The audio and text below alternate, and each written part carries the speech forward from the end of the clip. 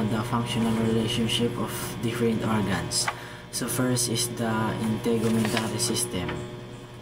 So ang integumentary system ay ang panlabas na balot o cover ng katawan na responsable sa pagprotekta at pagkontrol ng temperatura at pandama.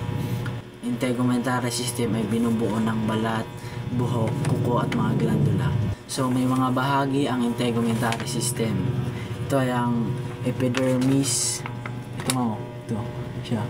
Epidermis, dermis, ngan hypodermis. Epidermis ay ang panlabas na patong ng balat na nagbibigay ng protection. Sunod ang dermis, ang gitnang patong na naglalaman ng blood vessels, nerves at hair follicles. At next ang hypodermis, ang panloob na patong na nag-iimbak o nag-iipon ng taba at nagkokonekta sa balat sa mga kalamnan. The next is the skeletal system. Ang skeletal system ay ang balangkas ng katawan na binubuo ng buto, cartilage, ligaments at mga tendons at muscles na sumusuporta at pumuprotekta sa mga malalambot na organo ng katawan. Tulad ng utak, ang nagproprotekta sa utak ay ang bungo. Tapos sa puso at baga naman ay mga sa pamamagitan ng tadyang o sa ribs. Sunod ay ang muscular system. So ang muscular system ay responsable para sa paggalaw, postura at bumubuo ng mga kalamnan o muscle na nagpapagaan at nagpapahinga upang magdulot ng paggalaw. So may mga uri ang muscular system. Ito ang skeletal muscle, smooth muscle at cardiac muscle. Ito, cardiac, smooth, and skeletal. So, ang skeletal ay responsable sa paggalaw ng mga buto at kasukasuhan. Example ang bicep at tricep. Smooth muscle, ito ay hindi natin kontrolado or involuntary. Ito ay matatagpuan sa mga pader ng mga internal organs tulad na lamang ng tiyan, bituka at mga blood vessels. So, tumutulong ito sa paggalaw ng pagkain sa digestive system. Lastly is the cardiac muscle. Matatagpuan lamang ito sa puso. Responsable para sa pagbomba ng dugo sa buong katawan. Merong guhit-guhit na itsura katulad ng muscular system. So, next is the nervous system. Nervous system. Ito ang control at komunikasyon na sistema ng katawan. Ito ang tumatanggap ng impormasyon mula sa paligid at sa loob ng katawan. Nagpoproseso nito at nagbibigay ng tamang tugon. So, ang nervous system ay binubuo ng brain or utak, spinal cords at nerves. Ito, nerves. So, halimbawa ang paggana nito, kapag hinawakan ng mainit na bagay, ang mga sensory receptors sa balat ay nakakaramdam ng init at nagpapadala ng signal sa utak. Ang utak ay nagpapadala ng signal sa mga kalamnan sa kamay upang hilahin ang kamay palayo sa mainit na bagay.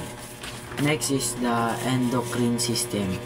So ito ay binubuo ng mga glandula at glands na gumagawa at naglalabas ng mga hormones. So mga pangunahing glands ay pituitary gland o tinatawag na master glands na kumukontrol sa iba pang glandula at paglaki ng katawan. So pituitary gland, ito yan siya sa may utak.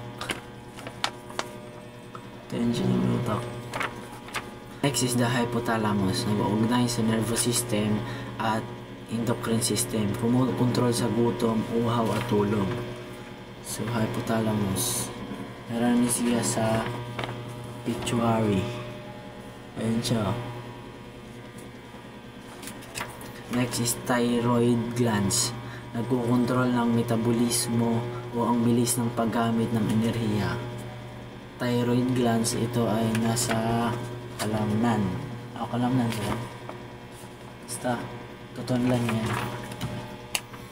Next is the parathyroid glands, kumokontrol sa calcium level sa dugo at buto. Sunod ang adrenal glands, pancreas, pineal glands, ovary, and testes. So, kinokontrol ang metabolismo at nakakaapekto sa paglaki at pag-unlad. Next is the cardiovascular system. So, ang cardiovascular system ay kilala bilang circulatory system.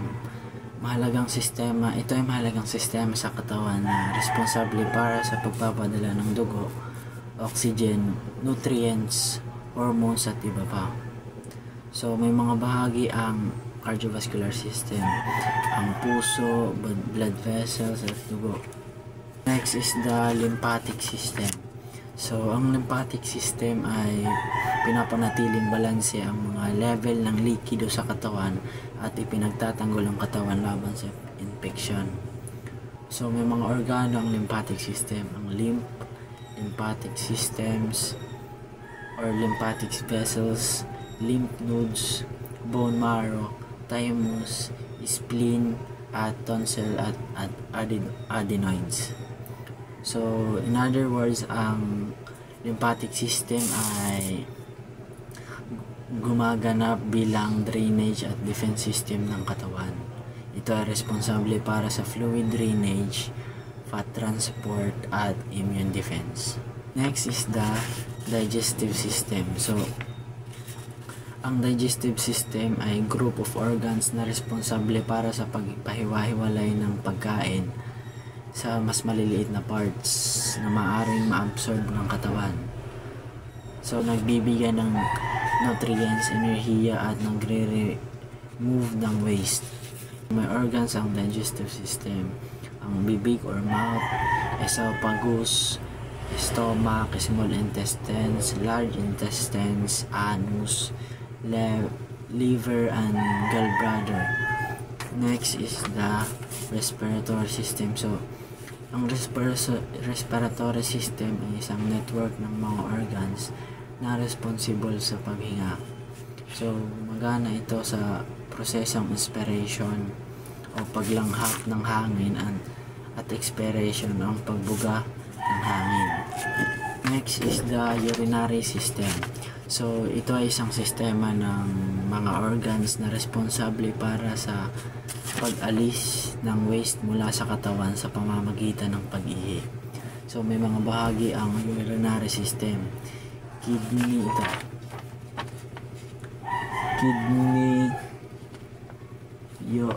ureter at urinary bladder, urethra at adrenal gland. So, ang kidney ay dalawang bato na nag-filter ng dugo at gumagawa ng ihi. Ureters naman ay dalawang tubo na nagdadala ng ihi mula sa mga bato patungo sa pantog. Ang pantog ay ito, ang bladder, isang organ na nag-iimbak ng ihi. So, ang urethra naman ay isang tubo na nagdadala ng ihi mula sa pantog palabas sa katawan. Lastly ay ang reproductive system. So, ito ay sistema ng mga organs na sa loob ng isang organismo na nagtutulungan upang makapag-produce o makalikha ng mga bagong individual ng kanilang uri. Halimbawa sa male reproductive system. Reproductive system. Nagpo-produce ng sperm at nagdi-deliver ito sa babae. Una ay ang testicles. Testicle ay gumagawa ng sperm at testosterone. Sunod ay ang epididymis, isang coiled tube sa likod ng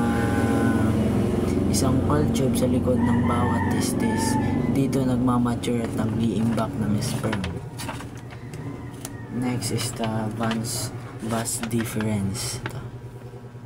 Isang tubo na nagdadala ng sperm mula sa epididymis patungo sa urethra. So, ang sunod ay seminal vesicles at prostate glands. Mga glands na gumagawa ng seminal fluid at nagbibigay ng nutrients at protection sa sperm. Lastly is the penis. ang panlabas na organ na ginagamit para sa copulation at paglabas ng semen or sperm. Next is the female organ. Ito naman ang female reproductive system. First is the ovary. Gumagawa ng egg cell or ova at estrogen at progrestination. Next is the fallopian tube or oviducts. Mga tubo na nagkukonekta sa ovaries sa uterus. Next is the uterus. Ang uterus o matris, dito nagtatanim at lumalaki ang fertilized egg or embryo or fetus sa panahon ng pagbubuntis. Next is the cervix. Ang cervix ay makikita na bahagi sa ibabang dulo ng uterus na kumukonekta sa vagina. Lastly is the vagina, isang muscular canal na kumukonekta sa cervix sa labas ng katawan. So ito ay tumatanggap ng penis sa panahon ng copulation o sa panahon ng sex. Nagsisilbing birth canal sa panahon ng panganganak.